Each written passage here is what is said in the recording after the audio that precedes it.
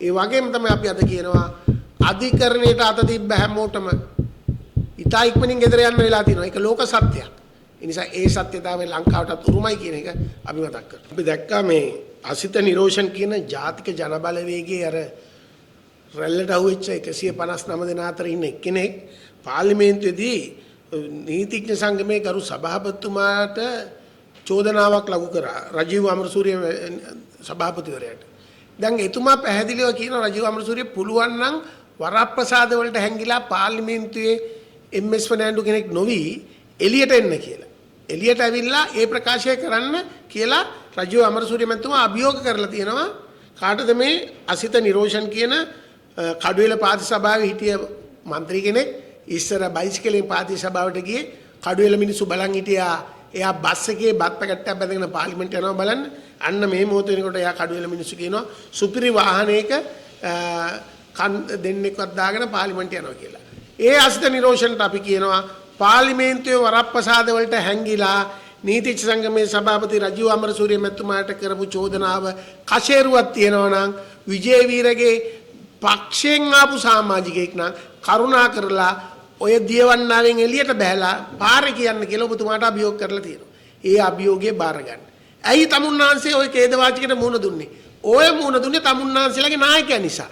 ඔබතුමාලගේ නායක අනුර කුමාර දිසානායක ජනාධිපතිතුමා පාර්ලිමේන්තුවට ඇවිල්ලා කියනවා මම නම් බොරු කියන්නේ පාර්ලිමේන්තුවේ. මං එළිය බොරු කියන්නේ නැහැ. මම බොරු කියන්නේ ඉන්නේ පාර්ලිමේන්තුව. දැන් එයා පාර්ලිමේන්තුව බොරු කියන්න ආවා කියලා පූර්වාදර්ශය දීපු නිසා දැන් පැටවුට එකත් 159ත් බොරු කියන්න අරන් පාර්ලිමේන්තුවේ. අර මහ කකුල ඇදේට යනකොට පොඩි කකුලොත් ඒ විදිහට යනවා වගේ දැන් ජනාධිපති පාර්ලිමේන්තුවට ඇවිල්ලා කියනවා මම බොරු කියන්න එන්නේ පාර්ලිමේන්තුව කියලා. ඒ කියන්නේ ඒකෙම තේරෙනවා එතුමගේ ජනාධිපතිතුමාගේ තියෙන මානසිකත්වය. ඒ මානසිකත්වයට එක් වෙමින් දැන් අසිත නිරෝෂනුත් තවත් බිල්ලක් බවට පත් වෙලා තියෙනවා. ඒ නිසා බොරු කියන්න එපා, පච විදින්න එපා.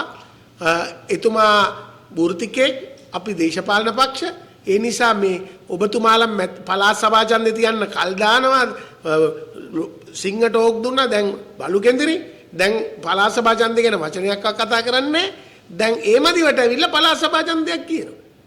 හරි මුලින්ම පළාත් සභා ඡන්දේ අනවුන්ස් කරන්න කවුද අපේ මහමැති අපේක්ෂය බලාගන්න. එදාට අසිත නිරෝෂන් පාපිස්සට වැටෙනවා. අපේ මහමැති අපේක්ෂය කවුද කියලා කියමු දාට. හරිද? ඒ නිසා ඒ කියන ගමන් මට මතක් වුණා තවත් ඉන්නවා මේ ડોක්ටරේට් එකේ තියෙන ආචාර්ය මේ කවුද කෞශල්‍ය වීර් ආර්යරත්න. එයත් මේ පාර්ලිමේන්තුවේදී මේ පිස්සුවක් නැටුවා. එයත් කියනවා මේ සමගි ජන බලවේගයට සල්ලි හම්බෙන ක්‍රමය. ආචාර්යතුමිය මම කියන ඔබතුමිය ඕක ඇවිල්ලා එළිය කියන්න. පුළුවන් නම් එළිය ඕක කියන්නකෝ. ඔය නිකන් ඕක ඇතුලේ කිය අපි නැති රැස්වීම් වලදී අමං සජබෑ නැත්නම් වල ඕවා කියන්නේ නැහැ කියන එක්කෙනාට අපි කියනවා පාර්ලිමේන්තුවේ 225 ඉන්න කාමරෙන් එළියට එන්න. ඇවිල්ලා සජිත් ප්‍රේමදාස දීපු අභියෝගය එළිය කරන්න. එදාට අපි ඔයව මහාචාර්ය කරලා නවත්තන්නම් එළියේ. හරිද? මතක තියාගන්න your real education is your behavior. කතාවක් තියෙනවා ඔබේ සැබෑ අධ්‍යාපනය ඔබේ හැසිරීමයි කියලා. ඒ නිසා ඔබේ හැසිරීම පෙන්වන්න ඕක පාර්ලිමේන්තුවෙන් එළියට ඇවිල්ලා ඔය කතාව අපි කියන්න කියලා එතුමියගෙන් අපි ඉල්ලා සිටිනවා. ඒ නිසා මතක තියාගන්න නීතිඥ සංගමේ සමාජිකව ජනතා විමුක්ති පෙරමුණෙත් ඉන්නවා. දැන් අසිත නිරෝෂන් කියද්දි එහෙම අපි අහනවා ජනතා විමුක්ති පෙරමුණේ නැත්තම් ජාතික ජන බලවේගයේ නීතිඥ ජගත් අබේනායක.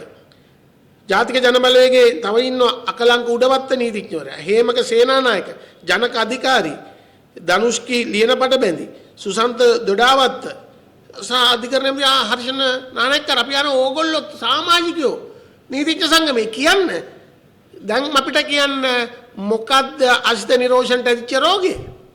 එයාගේ මතයේද තමුන්නාන්සෙලා තින්නේ? තමුන්නාන්සෙලා තිතනවද මේ නීතිඥ සංගමේ සභාපති මේ රටේ අධිකරණයට වෙන විශේෂයෙන්ම ව්‍යවස්ථාදායක සභාවයට එහැන් යන අන්තරාව පිළිබඳව තීන්දුව කරලා දැන් මං හිතන්නේ අනිද්දාට කොයිද කැඳවලා තියෙනවා ලංකාවේම නීතිඥ සංගම. දැන් ඒවට බය වෙලා ඒවා අපේ account වලට දාන්න හදනවා. හරිද? ඒ නිසා අපි කරුණා කරලා කියන්නේ අසිත නිරෝෂන්ට මේක මේ කොහෙද මේ නගර සභාව මේ කඩුවෙල නගර සභාව නෙමෙයි මේ ඔයා ඉන්නේ පාර්ලිමේන්තුවේ. ඔයා හිතන් ඉන්නවද දන්නේ නැහැ තාම කඩුවෙල නගර සභාව ඉන්නේ කියලා. මතක තියාගන්න. ඒ නිසා කියන හැම වචනකම වගකීම් බාර ගන්න ඕනේ. ඔව් අපි වගකීම් බාර අරන් තිනවා. අපි ක්‍රිකට් පාලක මණ්ඩලයේ සම්මිසිල්ලට අපි අභියෝග කළා වංචා ගැන. අපිට නඩු දැන් මන්ත්‍රී නඩු අස් කරගත්තා. අපි රක්ෂණ සංස්ථාවේ වංචා හෙලි කරා. අභියෝග බාරගත්ත නඩු දාන්න කිව්වා.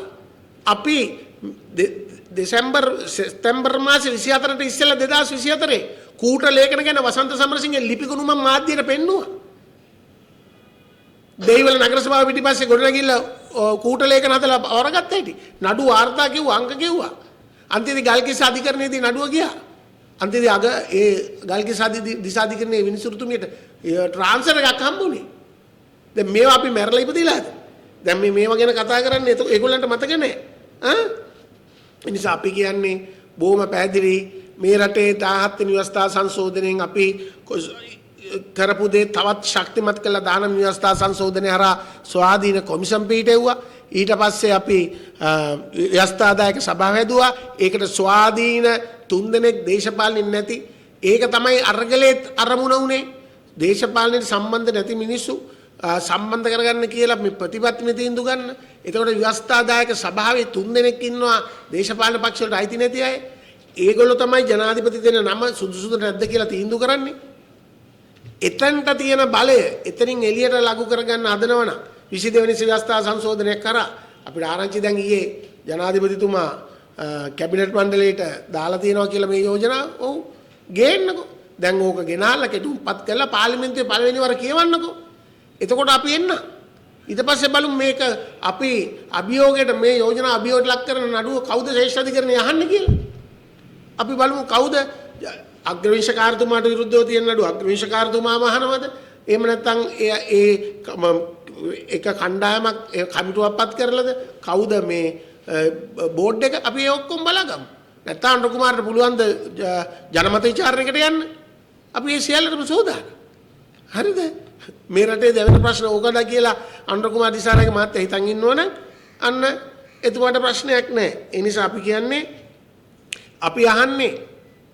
අපි අහන්නේ මෙන්න මේ යථාර්ථය අවබෝධ කරගෙනද අනුර කුමාර දිසානායක ජනාධිපතිවරයාත් ඔහුගේ ගෝලය 159ත් මේ ඇසිරෙන්නේ. ඒ නිසා අපි සූදානම් මේ අභියෝගයට මුහුණ දෙන්න ජනාධිපතිතුමා ගේන්න මේක කැබිනට් මණ්ඩලයට දාලා කෙටුම්පත් කරලා පළවෙනි වර පාර්ලිමේන්තුවට ඉදිරිපත් කරන පළවෙනි කියවීම කරනකොට බලමු මුළු සතර දිබ්බාගෙන් ජනතාව කොළඹ නගරයට එන වැඩසටහනකටත් මුහුණ දෙන්න බලාගෙන ඊට සෑස් දෙන්න කියලා අපි ජනාධිපතිතුමාට මතක් කරනවා. මතක තියාගන්න 3න් 2 ගත්තට ජේ.ආර්. ජයවර්ධන මහත්මයාටත් කරන්න බැරි වෙච්ච ඒවා තිබ්බ 6න් 5 බලය තියාගෙනත් අධිකරණේ. ඒ නිසා නෙවිල් සම්රකෝන් කතාව ඉතිහාසය ඔයගොල්ලෝ දන්නවා. ඒ වගේම තමයි අපි අද කියනවා අධිකරණයට අත තිබ්බ හැමෝටම ඉතා ඉක්මනින් ගෙදර යන්න වෙලා තියෙනවා. ඒක ලෝක සත්‍යයක්. ඒ නිසා ඒ සත්‍යතාවය ලංකාවටත් උරුමයි කියන එක අපි මතක් කරනවා. පක්ෂ නායකවරයා කියනවා ඒ අවස්ථාව. දැන් පක්ෂ ඔබතුමාගෙන් චෝදනා කරනවානේ මේ රජයේ බාහිර ජුජ් පොළොව මේ 159ක් ඉන්නවා ඒගොල්ලෝ කියන ඔය අනුව පක්ෂ නායකවරයා බාහිර ගණීද මේ තමයි ඒ කියන්නේ එතුමාගේ මේ ඉන්න කට්ටිය වැරදි නැත්නම් හරි දැන් ඔයා කියන්නේ චමින්ද විජේසිරිට අවුරුදු දෙකමාරක සිර දැනුමක් දුන්නා. දැන් ඒ තීන්දුව චමින්ද විජේසිරි විශ්වාස කරන්නේ නැත්නම් ඒක සාධාරණ නෑ කියලා චමින්ද විජේසිරිට කොහෙද යන්න තියෙන්නේ? චමින්ද විජේසිරිට කොහෙද යන්න තියෙන්නේ ඊළඟට මේ නඩුව අර Tamanට අසාධාරණයක් වුණා කියලා. කොහෙද යන්න තියෙන්නේ? අභියාචන අධිකරණයට. හරිද? දැන් අභියාචන අධිකරණයේ විංශකාරවරු 4 දෙනෙක් පුරවලත් නැහැ. ශ්‍රේෂ්ඨ අධිකරණයේ 4කකුත් පුරවලා නැහැ. හරිද? ඇයි මේ ජනාධිපතිතුමාගේ පාණ්ඩු කම්බලේ රත් වෙන්නේ මේ අභියාචන අධිකරණයටයි ශේෂ අධිකරණයටයි. දැන් මේ චමින්ද විජේසිරි මහත්තයාගේ නඩුවේ ස්වභාවය දන්නව නේද ඔයගොල්ලෝ? මොකද්ද? මාර්ගයක් හදස් කරලා බාධා කළා කියලා මේ පොලිස් නිලධාරියෙක්ට එතකොට පොලිස් නිලධාරියෙක්ට කළා කියලා. කෝ එතකොට මං ඔයාලට මතක් කරන්නම්කෝ. එතකොට මේ රටේ නීති ආසාමේ අමාත්‍යාංශයේ ලේකම් බීමත්ව රියපදෝලා අවුවෙලා හරිද අන්තිමේ බී රිපෝට් එකේ සෙල්ලම් දානකොට සර්කස් නටවනකොට ඔය අනුර කුමාරම තමයි ජනාධිපති මේ පාරේ පොලිසිය නිලධාරියෙක් එක්ක වෙච්ච මේ මොකද්ද කියන්නේ වචන හුවමාරුවක ප්‍රතිඵලයක් ඒකට අවුරුදු දෙකමාරක් ඉරේ එහෙනම් යකෝ බස් 55 පුච්චපියෝ කොහෙද නවතින්න ඕනේ? ට්‍රාන්ස්ෆෝමර් පුච්චපියෝ හාමුදුරුවෝ මරපියෝ. දැන් ඔයා චමින්ද ජයසිංහ කියනවා ගංජා හිටවනකොට මාලිමාවේ മന്ത്രി පැන්නේ පොලිසිය. අන්තිම පොලිස් නිලධාරියට මොකද උනේ? දැන් පොලිස් නිලධාරියට ගංජා විකුණන්නද කියන්නේ ආණ්ඩුව? අර മന്ത്രി හදලා දෙන ගංජා ටික. කෝ නීතිය සැමට පොදුද? මං ආන්නේ ඕගොල්ලන්ගෙනු. අර නිකන්වත් එකක් අසාක් වෙදා යන්න එපා. හරිද? channel එකෙන් කියයි අපි බලා ගන්නම් කියලා. ඒගොල්ලන්ට බලා ගන්න බෑ. හැබැයි එක channel එක නම් නිදාස් කරනවා. අනිත් channel එක ඇතුළට දායි. එක channel එක අය නම් මොකද channel එකේ නම කියන්න කිව්වම තව එකක් ගහලා යන්න මල්ලි කියයි. කෝ අල්ලස් නඩු. කෝ බලශක්තිය මැතිතුමාට මේකට එන්න ඉස්සෙල්ලා හොරෙක් කියලා තීන්දුව වෙලා තිබ්බේ. දැන් නඩුව යනවා. අනුර කුමාර දිසානායක ඔච්චර පිරිසිදුනා උණු කරලා සුදුරෙද්දෙන් පෙරලා ගත්ත ජනාධිපති කෙනෙක් නම් ඉන්නේ. කොහෙන්ද මේ කවුද යාගේ නම බලශක්තියම දීටපු? සිසිර ජයකොඩි නේ? කොහොමද සිසිර ජයකොඩි ඔය කුටිය වාඩි කරුවා? කුමාර ජයකොඩි සිසිර ජයකොඩි කියන්නේ ගිය ආණ්ඩුවේ කෙනෙක් නේ. මේ ඇමතිවරුන්ගේ නම් දන්නේ නැහනේ. හරිද? මේ කොහොමද කුමාර ජයකොඩිව පත් කරන්නේ? කුමාර ජයකොඩි මතකද? සජිත් ප්‍රේමදාස මැතිතුමා කියනකොට මේ තෙල් පැටවුම් තනින් තමයි පරීක්ෂණ වාර්තා කරලා තියෙන්නේ. නෑ ඒවා නිවැරදි කිව්වා. අන්න දැන් ජනාධිපතිපති කරපු කොමිසමේ කියනවා පැටවුම් තනින් පටවනකොට ලංකාවේ වාර්තාව නැතුව 80% පේමන්ට් කරලා කියලා. ගල් අඟුරු වලට. ඒගොල්ලෝ පිරිසිදුද? ඒගොල්ලෝ උණු කරලා සුදුරිද්දෙන් පෙරලා ගත්ත කට්ටියක්ද? ඒගොල්ලන්ට හිර යන්න සුසු නැද්ද? අකපද? ඒක හින්දාද ඒගොල්ලන් කණ්ඩායම නිදොස් කොට නිදාස් කිරීමේ මුඛ්‍ය පරමාර්ථකින්ද මේ ව්‍යවස්ථාවට අත ගන්න හදන්නේ 22 වෙනි සංශෝධනයක් ගේන්න හදන්නේ. 2029 ඡන්ද දෙනකොට අනේ බලන්නකෝ අන්න කොහොමද වෙදි කරවිලා කියන්නේ අම්මපා මගෙත් කට්ටියකට චෝදනා තිබ්බා. නමුත් ඔවුන් ශ්‍රේෂ්ඨ අධිකරණයෙන් ඔවුන් සියලු දෙනාම නිදොස් කොට නිදාස් කරලා තියෙනවා. අන්න ඒ වාක්‍ය කියන්නද මේ අනුර කුමාර සැරසෙන්නේ? අනුර කුමාර දිසානායක මහත්තයා අපිත් දේශපාලනය කරනවා අපිත් දන්නවා ශ්‍රේෂ්ඨ අධිකරණයේ ඉන්න මිනිසුරුවරු උපන් දිනේ අපිත් දන්නවා. ඒගොල්ලෝ රාජකාරියට ආපු දවස දැන්ට වයස කීයද? ජනවාරි මාසේ 12ට වයස කීයද? ඒව අපිත් දන්නවා. දැන් මොකටද මේ මම නම් තාමත් විශ්වාස කරනවා අග්‍රවිංශකාරතුමා මේ රටේ ජනතාව අපහසුතාවයකට පත් කරන කන්නේ එතුමා නිසි දිනේට විශ්‍රාමයයි කියනවා. මම තාමත් හිතනවා සූරසේන මහත්තයා මම තාමත් හිතනවා මේ රටේ කැළඹීමක් ඇති වෙන්න ඉඩ තියෙනවා මේ අධිකරණයට කරන බලපෑම ජනාධිපතිවරයා ඒ නිසා මම හිතනවා සූරසේන මහත්මයාත් ලෝකෙටම ආදර්ශයක් වෙමින් තමන්ගේ නියමිත දිනේට ඉල්ලා සිටී කියලා.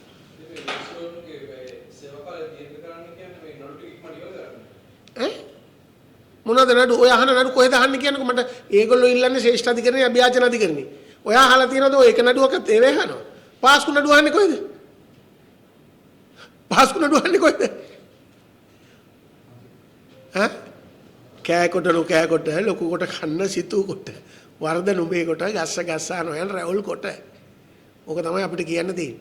පාස්කු නඩුව අහන්නේ මාධිකරණේ. හරිද මට කියන්න එක නඩුවක් අහන්න. අභ්‍යාචන අධිකරණයට යන්නේ මොකක්ද? තමන්ට වෙච්ච අසාධාරණයක් තමන්ට වෙච්ච නඩු තීන්දුවක තියෙන වර්ධයේ ස්වභාවය විස්තර කරලා දීලා තමන්ට සාධාරණ ඉෂ්ට කරගන්න. හරිද? මූලික අයිතිවාසිකම් නඩු 78 ව්‍යවස්ථාවේ තියෙන මූලිකම ලක්ෂණය තමයි රජයට විරුද්ධව නඩු කීමේ හැකියාව. මූලික මිනිස් අයිතිවාසිකම්. දැන් බලන්නකෝ ඕගොල්ලෝ වාර්තාවක් ගන්න 2024 25 26 එන්න මිනිස්සු ශ්‍රේෂ්ඨ අධිකරණයට යන්නේ නැහැ තමන්ගේ නඩු දාන ප්‍රමාණය අඩු වෙලා තියෙනවා. දැන් කාලේ නඩුවක් දාන්න පුළුවන්ද රුපියල් 100න් 200? හරිද? මිනිස්සු ඇයි මේ 78 ව්‍යවස්ථාවේ ලැබිච්ච මූලික වරප්‍රසාදයේ මූලික මිනිස් අධිවාසිකම් ෆන්ඩමෙන්ටල් රයිට්ස් එන්නේ ඇයි මිනිස්සු අධිකරණයට යන්න අඩු වෙලා තියෙන්නේ? ජනාධිපතිතුමාට මුලින්ම කියන්නේ අභියාචන අධිකරණයේ වේකන්සියක් ආවහම මුළු අධිකරණ පද්ධතියෙම ඉන්න අය දන්නවා ඒකට යන්න ඉන්නේ ඊළඟ සුදුස්සා කවුද කියලා. ශේෂ්ඨ අධිකරණෙත් එහෙමයි. මුළු රටම දන්නවා එන්නේ කවුද කියලා ඇප්ලිකේෂන් උත් ලෑස්ති වෙලා තියෙනවා. අරයාගේ අස්වීම දෙන දවස වෙනකොට අලුත් නමක් ලියවිලා ලියුම ගිහිලා තියෙනවා. දැන් මාස 8ක් මේ වේකන්සි 4ක් තියන 8ක් තියන ජනාධිපතිතුමා බට්ටවලිනවා. අන්න ඒව මාධ්‍ය කතා කරන්නේ.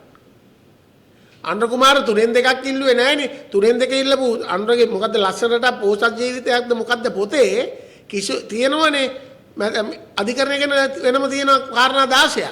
ඒකේ අංක එක මොකද්ද? නව ව්‍යවස්ථාවක් ගෙන එනු ලැබේ. විධායක ජනාධිපති ධූරය හොසි කරනු ලැබේ. නව මැතිවරණ ක්‍රමයක් ගෙන එනු ලැබේ. කොහේ තුනම නෑනේ. දැන් ඉන්නේ මේ අගවිනිසුරුගේට අවුරුදු දෙකක් ඒ අගවිනිසුරුගේ වයස අවුරුදු දෙකකින් ඉවර ගියාම මේ අධිකරණ පද්ධතියේ තියෙන මේ අනිකුත් ප්‍රශ්න සියල්ල විසඳෙනවා. මම දැක්කා ශේෂ අධිකරණ විනිසුරුෙක් කියලා තියෙනවා කියලා. හොරු පැන්නාම අවුරුදු 10ක් 12ක් යනවා කියලා. ගෙදරට හොරු පැන්නේ කල්ලන්නේ. ලංකාවේ දික්කසාද නඩුවක් දැම්මාම ඈ දික්කසාද නඩුවේ ප්‍රතිඵල එනකොට මේ මිනිස්සයා මේ ජ්‍යෙෂ්ඨ පුරවැසියෙක් කියලා. එහෙමයි තියෙන අධිකරණයේ ප්‍රශ්න. මේ රටේ මිනිසුන්ට ශ්‍රේෂ්ඨ අධිකරණයේ මිනිසුරුවන් ගැන ප්‍රශ්නයක් නැහැ. අනික ශ්‍රේෂ්ඨ අධිකරණයට ඉන්නේ එකම පුද්ගලයා විතරයි නෙමෙයිනේ. පොලිමක් තියෙන්නේ මේ දිස්ත්‍රික් උසාවියේ මහේස්ත්‍රාත් අධිකරණයේ ඉඳන් අත්දැකීම් සපුරාගෙන ආපු කණ්ඩායමක් උඩට එනවා. ඉතින් ඔය කියන විදියට ගියොත් එහෙම අවුරුදු 19න් පාල ලංකාවේ ස්පෝර්ට්ස් කරන්නත් බෑ පාසල් වල.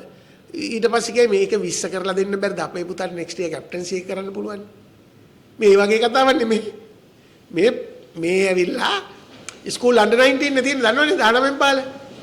දැන් මේ හදන්නේ ඒකත් 20 පහල කරනවා කියන.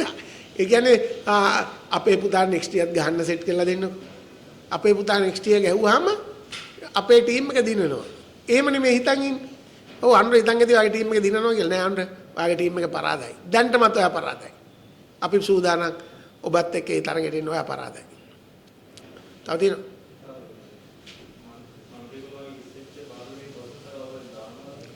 පාර්ලිමේන්තුවේ එතුමා තාම මේ වෙලා නේ. එහෙම මේ තීන්දුවක් තියෙන විතරනේ. පුළුවන්. එයාට පාර්ලිමේන්තුවෙ එන්න පුළුවන් මම දන්න විදියට. මල්ලි මේ පාරේ රණ්ඩුවක් හොඳේ. මේ හොරෝප්පු හදලා අනුන්ගේ දේපල ලියාගෙනත් නෙමෙයි. හරිද?